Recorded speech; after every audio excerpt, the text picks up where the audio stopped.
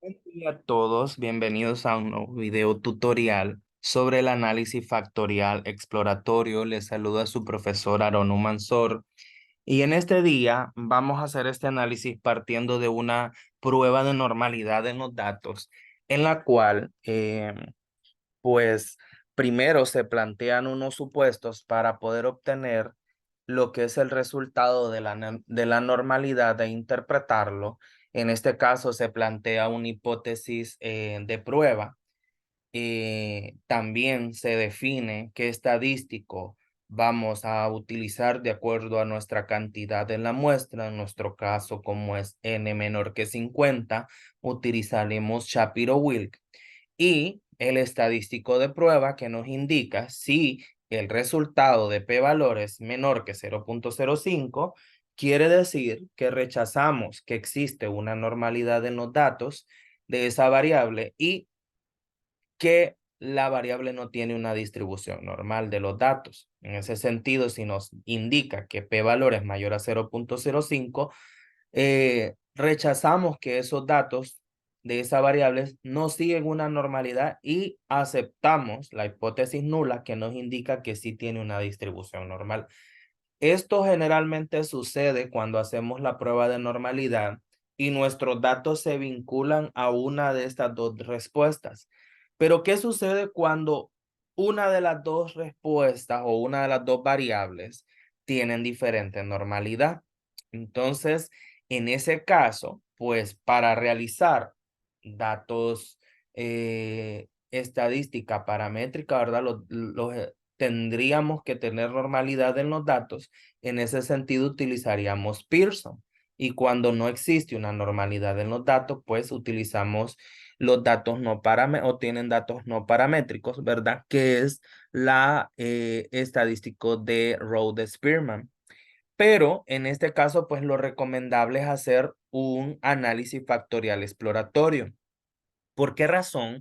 Porque muchas veces nuestras muestras, al ser pequeñas, no tienen ese nivel de potencia eficiencia. ¿Qué quiere decir esto? Pues cuando existe este tipo de diferencias, pues se nos requiere que incrementemos la cantidad de muestra, pero en muchos estudios, de acuerdo a la unidad de muestreo o unidad de análisis seleccionada y de acuerdo al tipo de muestreo seleccionado, que muchas veces no permite o no se puede encuestar una mayor cantidad de casos por las condiciones del estudio y las condiciones de la muestra, pues tenemos que hacerlo de esa manera. Pero en ese sentido, pues se puede realizar un análisis factorial exploratorio para poder determinar cuáles son los elementos de entre esa variable, cuáles son esos conjuntos de preguntas que conforman esa variable, que posiblemente alguna de ellas esté haciendo algún efecto negativo. Entonces, ese análisis nos va a ayudar a reducir los datos, o sea, nos va a decir, estos son los datos para cada pregunta, según la escala que tienen de respuesta, y nosotros tenemos que determinar cuáles son los que posiblemente infieren de una forma más pronunciada que otros. En ese sentido, se utilizará el método de rotación de factores para que se pueda existir una normalización dentro de esos datos. ¿Qué sucede? Utilizaremos el método Varimax, existen varios, pero el método Varimax nos ayudará a minimizar el número de variables que tienen cargas altas. ¿Qué quiere decir?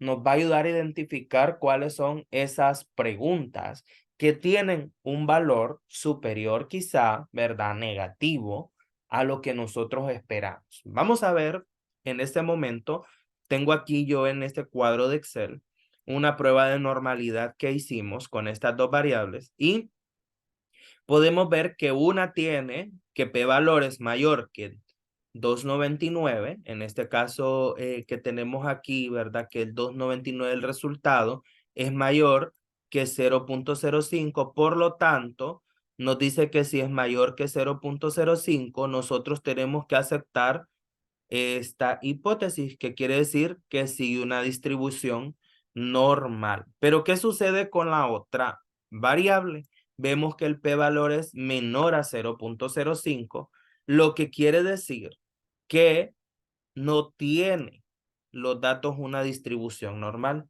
En ese sentido, pues sabemos que la variable dependiente es la que tiene la dificultad. Abrimos nuestro sistema SPSS, aquí nosotros ya tenemos una base de datos previa y en ese sentido nos vamos al menú analizar, reducción de dimensiones y factor. Aquí es donde nosotros vamos a realizar nuestra primera prueba. ¿Ok? En ese sentido, yo aquí le doy clic derecho, mostrar nombres de variable, porque a mí me gusta trabajar con estos datos.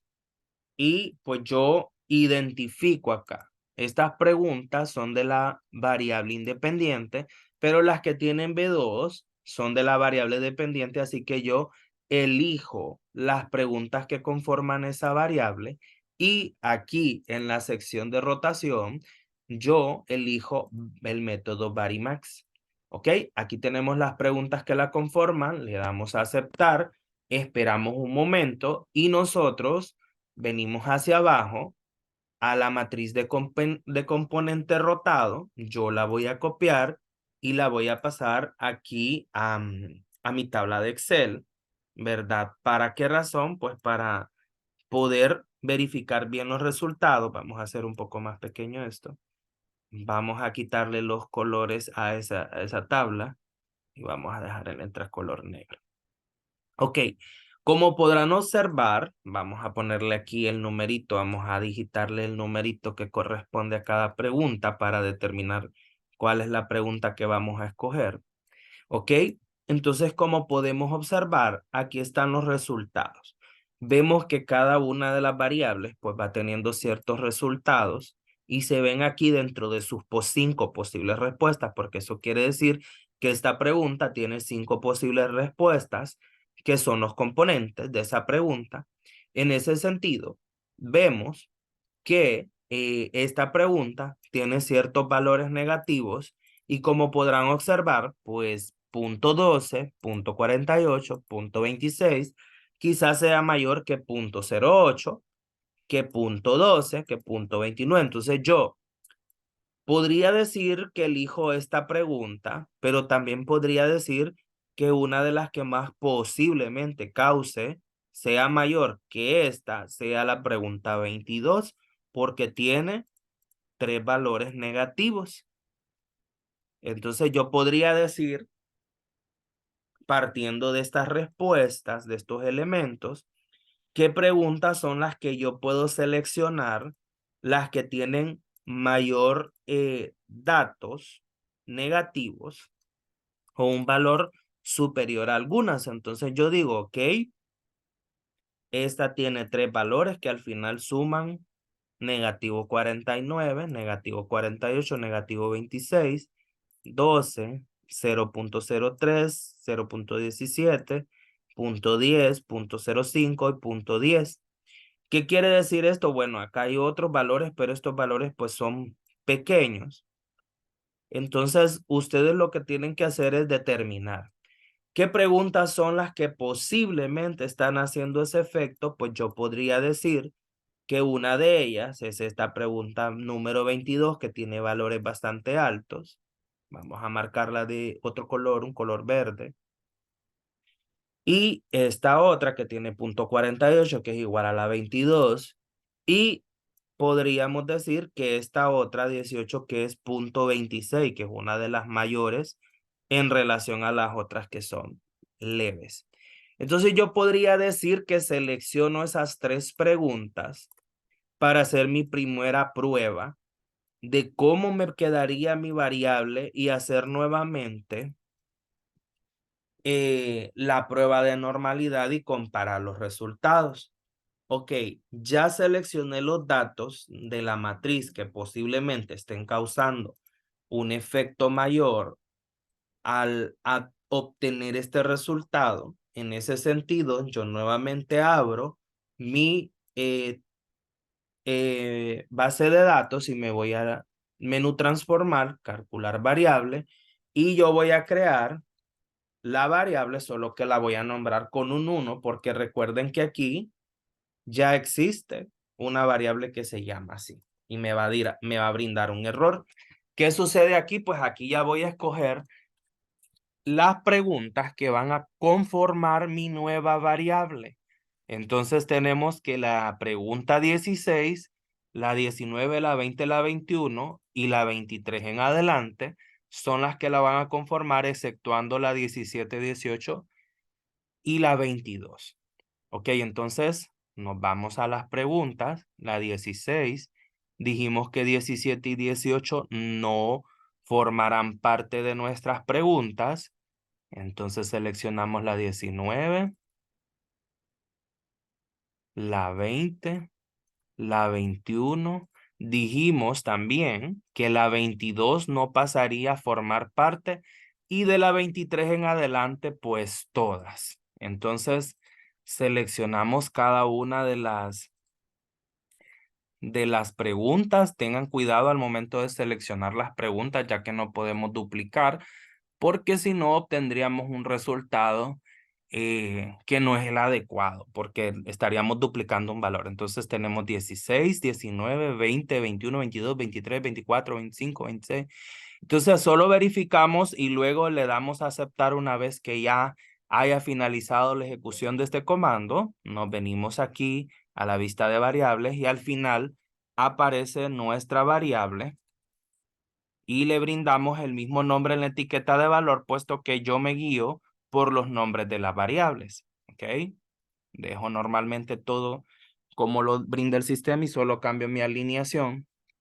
Y ahora voy a ver si realmente con el ajuste que hice, mi análisis de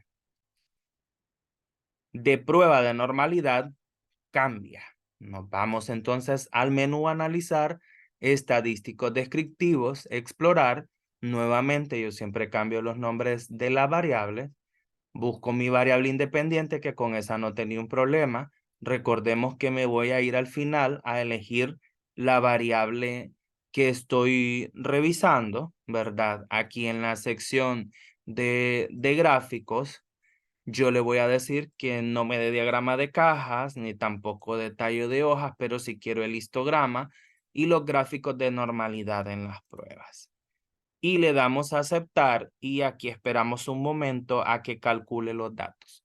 Nuevamente tenemos el resumen de procesamiento de los datos descriptivos que tenemos y nos venimos a nuestra prueba de normalidad y ya vemos que la normalidad ha cambiado. Entonces vamos a copiarla como una imagen. Venimos a nuestro tablita de Excel, la pegamos la prueba de normalidad a la par de la que ya teníamos y hacemos el comparativo. ¿Ok? Hacemos este comparativo. Y vemos acá que pues definitivamente p-valor es mayor que 0.05, por lo tanto, existe normalidad en ambas variables. ¿Ok? Entonces vemos que hoy sí se cumplen los supuestos de normalidad para ambas variables y podemos utilizar el estadístico de Pearson para poder verificar esos datos. Vemos los histogramas de frecuencias. Le decimos que nos brinde la curva de normalidad. Ya vemos en automatización en los puertos que tiene normalidad. Ahora venimos a la parte de logística y también ya vemos una normalidad, siempre un poco de dispersión en los datos, pero ya vemos que tiene una curva más normal. Siempre existe un leve sesgo para uno de los lados, ¿ok? Entonces cerramos los resultados, venimos aquí y vemos que a través de la matriz de componente rodado mediante el análisis factorial, nosotros pudimos determinar qué preguntas son las que estaban causando ese efecto. Normalmente pues se realiza, como a decir, a prueba y error, que podemos intentarlo una o dos veces para no aumentar o disminuir el número de preguntas, ¿verdad? Y hacerlo de esa manera le va a facilitar a usted una buena toma de decisiones en cuanto al resultado. ¿Qué sucede? En muchos de los casos nos dicen pues que para muestras menores o de 100 o no tan representativas no es recomendable hacerlo, pero también es una buena opción para una toma de decisiones en cuanto a este resultado. Ya vimos que funciona perfectamente y que nos puede ayudar de manera adecuada al momento que obtengamos un resultado de esa forma. Ok, hemos terminado este video tutorial. Espero que les sea de mucha ayuda y nos vemos en la próxima. No se olvide darle me gusta y compartir para continuar brindando ese conocimiento. Hasta luego.